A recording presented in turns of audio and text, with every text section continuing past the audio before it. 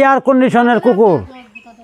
আমার যে রাজা কুকুরটা, এটার তলে প্রত্যেক দিন 3 বেলা একটা মানুষের দরকার। মানুষ পামু কোথায় বলেন? মানুষ পামু কোথায়? রাজা আসো। এই কুকুরটার পাছনে একটা মানুষের প্রত্যেক দিন দরকার। আয় রাজা, আয় আয়। প্রত্যেক দিন একটা মানুষের দরকার এই রাজার তলে।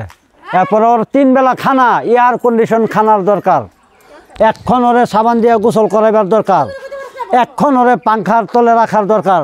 ও মাটির থাকার কুকুর না।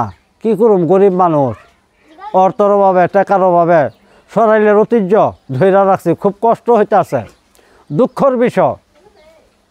কি বলবো, দুঃখের বিষয়। অনেক কষ্ট করে এই কুকুরগুলো ধৈরা রাখছি।